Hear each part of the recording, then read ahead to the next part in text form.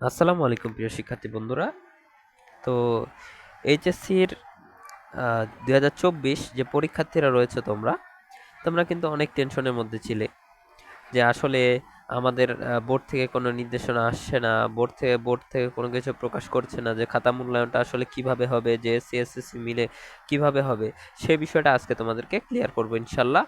তো এই নিউজটা পড়ার পরে তোমরা কিন্তু আর কনফিউশনের মধ্যে থাকবে না যে আসলে রেজাল্ট প্রকাশ, খাতা মূল্যায়ন কিভাবে হচ্ছে বা চূড়ান্ত অনুমোদন বোর্ড কিভাবে দিল। চূড়ান্ত অনুমোদন কিন্তু বোর্ড দিয়ে দিয়েছে।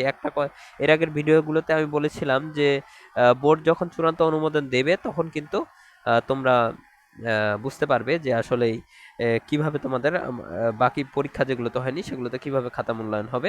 তো তার আগে বলে রাখি, এখনো যারা আমার চ্যানেলটিকে সাবস্ক্রাইব করেনি তারা অবশ্যই সাবস্ক্রাইব করে বেল আইকনটি প্রেস করে দেবেন। এবং আরেকটি ছোট্ট রিকোয়েস্ট রাখবো তোমাদের, যে ফেসবুকে সকল প্রকার চাকরির এবং পড়ালেখার আপডেট পেতে আমার ফেসবুকে প্রোফাইলটিতে আমি দেখিয়ে দিচ্ছি, এই প্রোফাইলটিতে অবশ্যই তোমরা ফলো। এটা হচ্ছে আমার ফেসবুক প্রোফাইল। তোমরা ফেসবুক গিয়ে শফিউরস এডুকেশন সার্চ দিলে চলে আসবে ইনশাল্লাহ। এখানে সকল প্রকার চাকরির আপডেট এবং পড়ালেখার আপডেট তোমরা কিন্তু সাথে সাথে পেয়ে যাবে। তো বেশি কথা বাড়াচ্ছি না, তো চলে যাই আমাদের সেই নিউজটাতে। আমরা কিন্তু বরাবরই এই সম্পর্কে আপডেট দিয়ে চলেছি। এখানে বলা হয়েছে মাঝপথে এইচএসসি পরীক্ষা যে বাতিল হয়েছিল তখন ফল প্রকাশের প্রস্তাবনা যেই উপস্থাপন করেছিল বোর্ডের কাছে সেটি কিন্তু অনুমোদন দিয়েছে শিক্ষা মন্ত্রণালয়। যেসব বিষয়ে পরীক্ষা হয়েছে সেগুলোতে খাতা মূল্যায়ন করে বাকি বিষয়গুলোতে মাধ্যমিক স্কুল সার্টিফিকেট, আমি আবার বলছি মাধ্যমিক স্কুল সার্টিফিকেট এসএসসি বা সমমানের পরীক্ষার ভিত্তিতে ফলের সঙ্গে মিলিয়ে সাবজেক্ট ম্যাপিং করা হবে, সেটাই চূড়ান্ত সিদ্ধান্ত নেওয়া হয়েছে। এবং এই সিদ্ধান্তকে এর আগে আমি বলেছিলাম যে বোর্ডের উচিত শুধুমাত্র জিএসসিটা বাদ দিয়ে এসএসসিটাকে মূল্যায়ন করে সাবজেক্ট ম্যাপিংটা করা, এবং বোর্ড এটাই করেছে। অসংখ্য ধন্যবাদ, অসংখ্য শিক্ষার্থীর মনের চাওয়া পূরণ হয়েছে।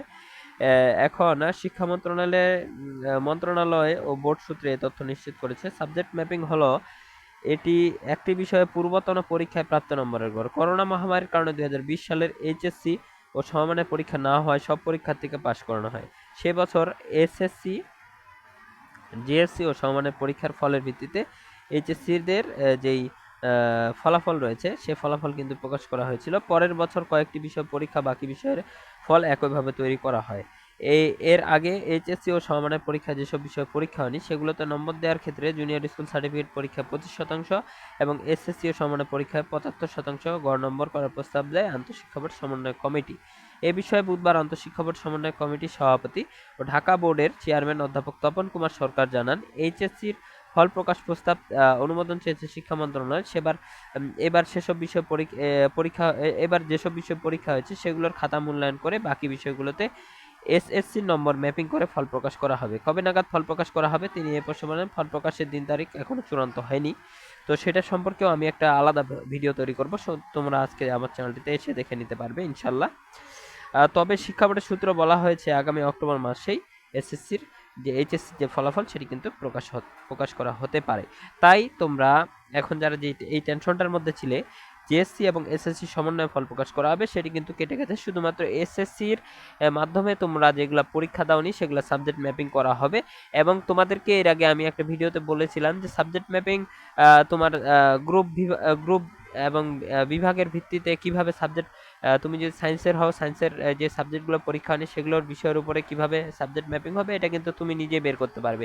যে বিষয়গুলোতে পরীক্ষা দেওনি সেই বিষয়গুলোতে যদি তুমি বের না করতে পারো তাহলে তুমি একটা নিউজ সার্চ দেবে, সেটা হচ্ছে 2020 বা 2021 সালের এইচএসসি পরীক্ষার ফলাফলের যে সাবজেক্ট ম্যাপিংটা যেভাবে হয়েছিল সেটা কিন্তু গুগলে সার্চ দিলে কিন্তু চলে আসবে। তুমি কিন্তু সেখানে গিয়ে দেখে নিতে পারো, অথবা আমার চ্যানেলে কিন্তু একটা ভিডিও আপলোড দেওয়া রয়েছে, তুমি সেখানেও চাইলে দেখে নিতে পারো। তো এই ছিল আজকের বিষয়। তো সকলে আমার চ্যানেলটিকে সাবস্ক্রাইব করে বেল আইকনটি প্রেস করে দেবে ইনশাল্লাহ। সকলে ভালো থাকবে। আসসালামু আলাইকুম।